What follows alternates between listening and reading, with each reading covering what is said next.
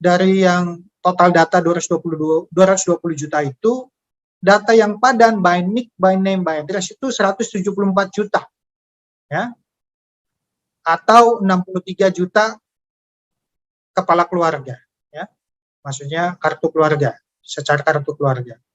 Nah, data yang tidak padan ini cukup banyak, 32 juta sekian. Jadi presentasi yang padan itu sudah 84,50%.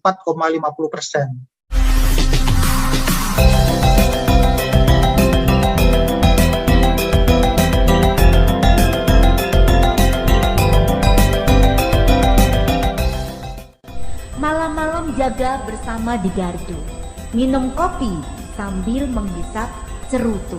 Nah, ini khasnya bapak-bapak nih. Dengan program Desa Berdaya Kampung Madu, Desa Kemelagi semangat terus maju. Selanjutnya kita dengarkan dari Direktur Pendaftaran Penduduk Kementerian Dalam Negeri yang akan disampaikan oleh Dr. Insinyur David Yama, MSc, MA, kaitannya dengan data yang barangkali menjadi calon daripada penerima STB ini. Untuk itu kami persilakan Pak Dokter. Bismillahirrahmanirrahim. Assalamualaikum warahmatullahi wabarakatuh. Selamat pagi menjelang siang, salam sejahtera bagi kita semua. Om Swastiastu, Namo Buddhaya, salam kebajikan. Izinkan saya, David Yama, Direktur Pendaftaran Penduduk di Dukcapil Kementerian Dalam Negeri, berbagi informasi mengenai tugas yang harus dilakukan oleh Dijen Dukcapil berkenaan dengan upaya kita memberikan bantuan berupa STB pada masyarakat di Indonesia di 341 kabupaten kota yang menjadi target prioritas berdasarkan data by NIK, by name, by address yang sudah dipadu-padankan dengan data Dukcapil. Bapak semuanya, izinkan saya berbagi bahan paparannya. Yang pertama adalah sebagaimana kita sudah mengetahuinya bahwa tugas dari Dijen Dukcapil adalah memastikan bahwa semua penduduk itu memiliki data kependudukan dan tersimpan dalam database kependudukan. Dan tujuan dari kami menyelenggarakan administrasi kependudukan tersebut adalah memastikan bahwa semua penduduk memiliki identitas. Ya, dan identitas itu absah, dikeluarkan oleh negara. Memiliki NIK, memiliki nama, memiliki alamat, dan diberikan dokumen yang terkait dengan proses administrasi kependudukannya.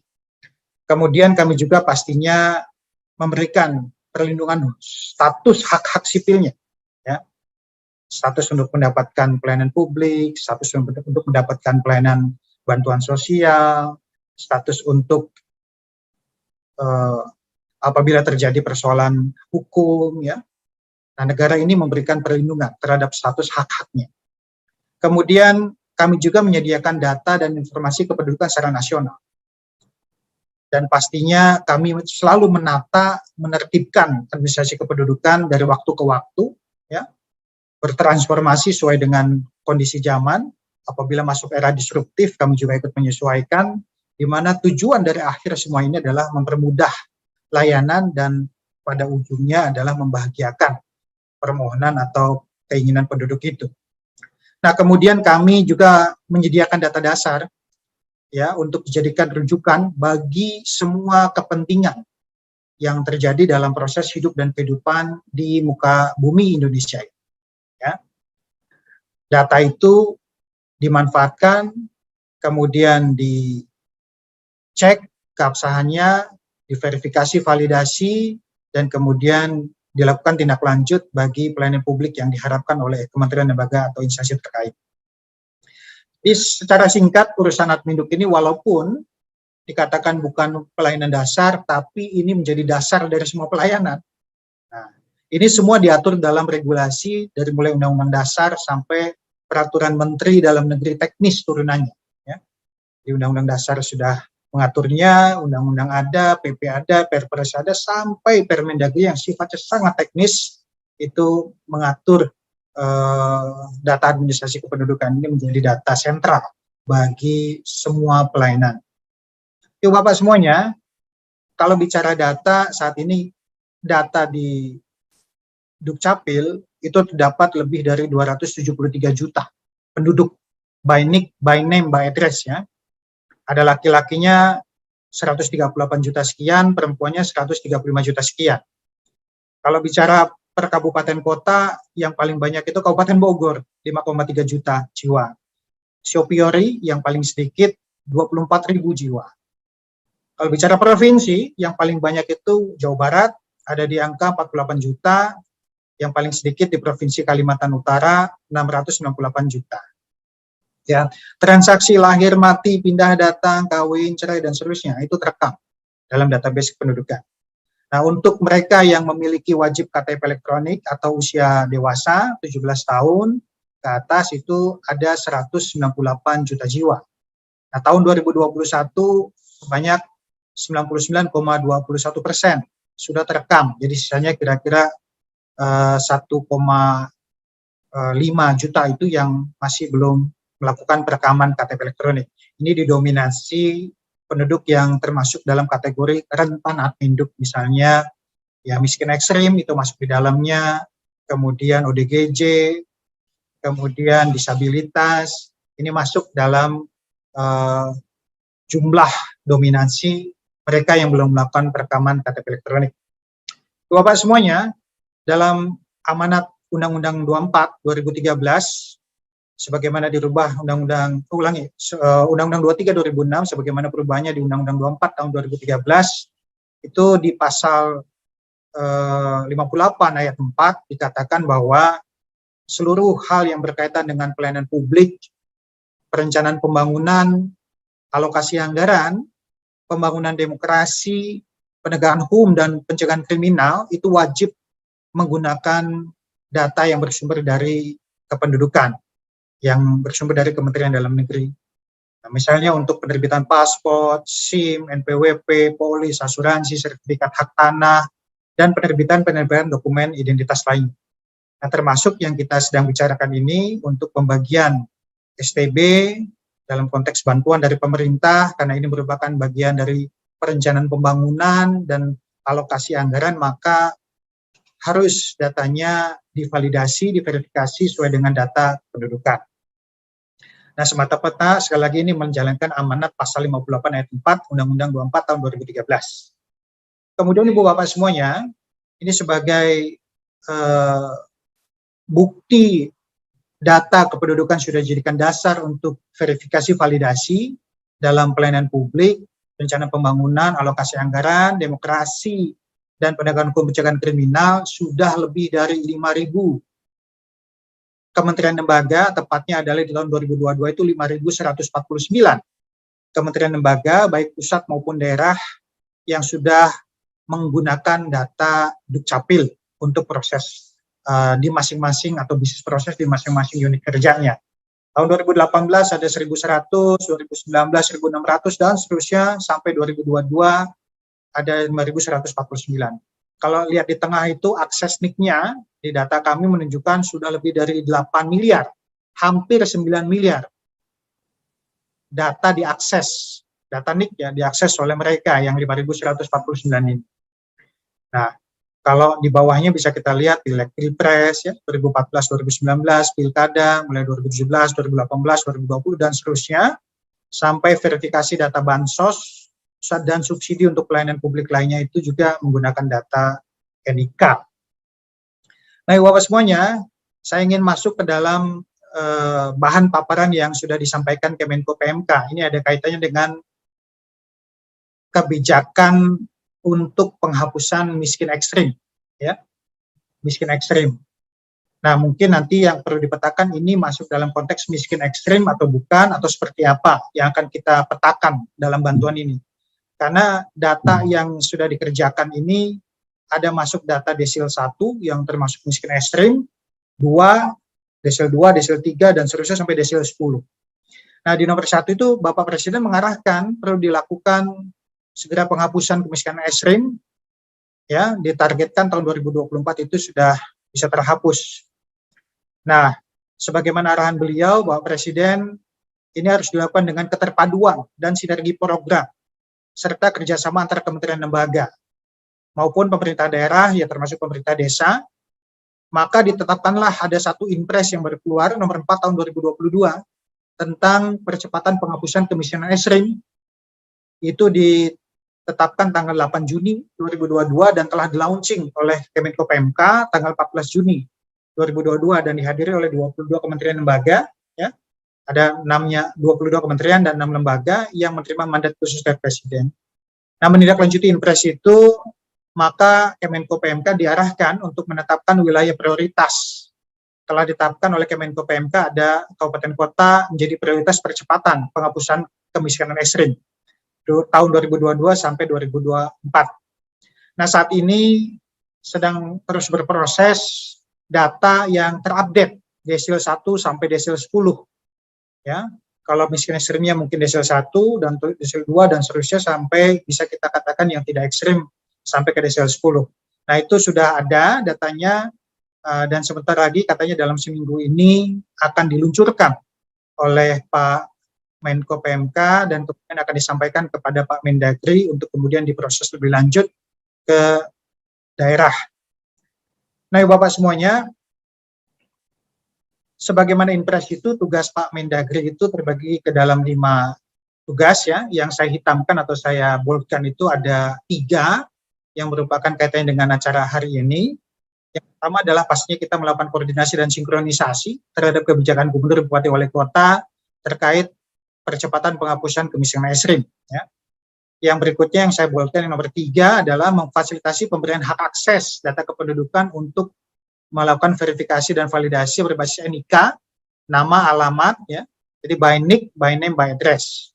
Kemudian memfasilitasi penerbitan NIK oleh Disdukcapil apabila penduduk ditemukan belum memiliki NIK, ya. Nah, 3 hal ini yang ada kaitannya dengan upaya kita untuk memberikan kepastian data dalam penyaluran bantuan SPB.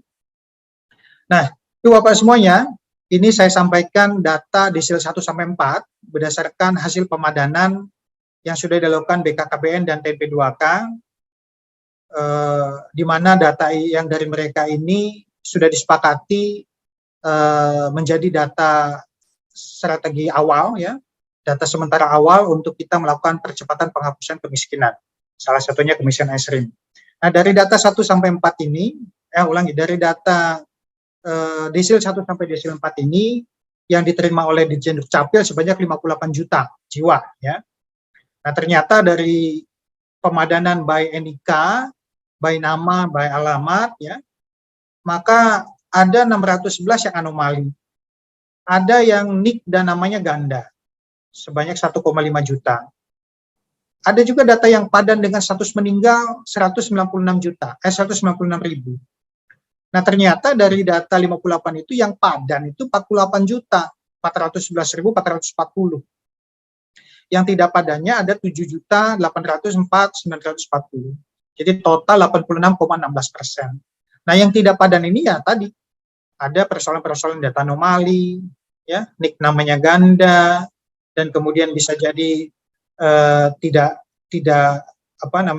lengkap NIK-nya waktu dikasihkan, atau namanya ada 2, ya, tidak ada NIK-nya sama sekali. Nah, ini macam-macam ini kondisi yang tidak padan ini, yang perlu dilakukan terus komunikasi untuk dipastikan ada apa tidak NIK-nya. Sekali lagi, kalau tidak ada NIK-nya, maka Dukcapil daerah se-Indonesia siap untuk berkoordinasi memberikan data, ya, kepada yang meminta data, ya. Nah, Ibu Bapak semuanya, dari hasil data tahap pertama pemadanan ini ditemukan sejumlah 13.235.723 desil 1, ya. Kemudian yang masuk desil 2 12.420.620. Desil 3 11.678.803. Desil 4 11 juta sekian, ya. Ini total kakaknya 15 juta. Nah, sekali lagi ini yang sudah dipadu-padankan dan lengkap desil 1 sampai desil 4. Ya. Nah, Ibu Bapak semuanya, kalau dibedah per provinsi maka terlihat di sini berapa jumlah yang di desil 1, desil 2, desil 3, desil 4, yang di Aceh, yang di Sumatera Utara, di Sumatera Barat, Riau, dan seterusnya, sampai ke Papua Barat. Ya. 34 provinsi dari data itu lengkap. Nah, kalau masuk Pak Yama, berapa sih yang Pak Yama katakan data update terakhir, katakanlah yang 22 Juni tahun 2022, yang sudah dipadu-padankan untuk mengetahui data desil 1 sampai desil 10, ya. Data desil 1 sampai data desil 10 ini. Nah, ternyata Ibu Bapak, ini sudah dilakukan pemadanannya seperti ini. Ya, ini bisa kita lihat seperti ini contohnya. Ini 4 NIK pertama desil 1, 3 NIK yang kedua desil 2, 3 NIK yang ketiga desil 3, dan 3 NIK yang terakhir itu desil 4. Ya. Nah, dari pemadanan ini, maka diperolehlah desil 1 dan desil 10, data yang dikirim ke kami 220 juta atau 66 juta KK. Nah, dari data itu langsung dipadu padan dengan data Dukcapil, diperolehlah data anomali 3,6 juta. Kemudian data ganda 8,6 juta. Kemudian data awal padan 200 juta. Data padan dengan status meninggal 1 jutaan. Nah, overall dari yang total data 220 juta itu, data yang padan by NIK, by name, by address itu 174 juta. Ya. Atau 63 juta kepala keluarga. Ya. Maksudnya kartu keluarga, secara kartu keluarga. Nah, data yang tidak padan ini cukup banyak, 32 juta sekian. Jadi presentasi yang padan itu sudah 84,50%. Nah, jadi sekali lagi, kalau mengacu kepada regulasi tadi, maka data desil 1 sampai desil 10 ini sungguhnya bisa digunakan untuk Kemenkominfo, ya, bersama-sama Kemendagri memberikan informasi kepada Bupati Wali Kota, Gubernur, dalam rangka penyaluran STB mengacu kepada data ini, sebagaimana arahan Bapak Presiden juga, begitu.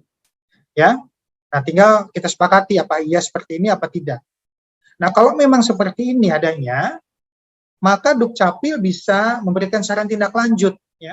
Saran tindak lanjut yang perlu dilakukan oleh Kemenkominfo, oleh Dijen Pemdes, dan oleh Dijen Dukcapil, ya, bersama-sama untuk memberikan arahan surat kepada Gubernur Bupati Wali Kota bahwa akan ada penetapan data desil 1 sampai desil 10, hasil update terakhir 22 Juni 2022, yang kemarin ya, baru kemarin ini selesai, dipadu-padankan, yang tadi 84, sekian persen, tahap 1 dan tahap kedua itu, yang akan diserahkan dari Kemenko PMK kepada Kemendagri. Dan informasinya tidak terlalu lama. Kira-kira dalam minggu ini, usahanya mereka Kemenko PMK akan menyerahkan data ini. Sekali lagi desil 1 sampai desil 10. Nah, di luar data desil 1 sampai 10 yang sudah ada tadi 170-an juta, ada juga yang tadi saya katakan 32 jutaan yang masih belum padan. Nah, untuk itu maka perlu disusun mekanisme verifali. Ya. Verifali terhadap data yang tidak masuk dalam data padan. Sehingga kemudian SK Kepala Desa itu ketika mengeluarkan data yang sudah ditetapkan, mengacu kepada data desil 1 sampai 10 dan data lainnya yang tidak masuk dalam hasil data padan. Gitu. Nah, ini saran tindak lanjut yang perlu kita lakukan. Mudah-mudahan kalau targetnya 30 Juni, ini waktunya seminggu lagi, sedangkan informasi per tadi pagi hari ini kami komunikasi dengan Kemenko PMK, akan ada penyerahan data desil 1 sampai 10 dan informasi data yang belum padan ke Pak Mendagri within 1 week, dalam waktu 1 minggu ini. Nah, kalau bisa menunggu dari data itu sambil kita menetapkan mekanisme verifali yang tadi juga sudah disampaikan Pak Dirjen Pemdes, karena ini mekanisme verifalinya ada data yang tidak padan, ini mau digimanain? Mekanisme seperti apa? Nah, jangan sampai SK Pak Bupati menetapkan data yang diharapkan dapat bantuan STB, tidak sesuai dengan desil 1 dan desil 10, ya, di luar desil 1 dan desil 10 ini, dan kemudian masuk kepada data yang tidak padan tadi, 32 juta tadi. Nah, itu yang kita tidak harapkan. Demikian, Kang Dr. Wawan, sebagai pengantar diskusi dari kami. Terima kasih, saya kembalikan kepada Kang Dr. Wawan. Terima kasih.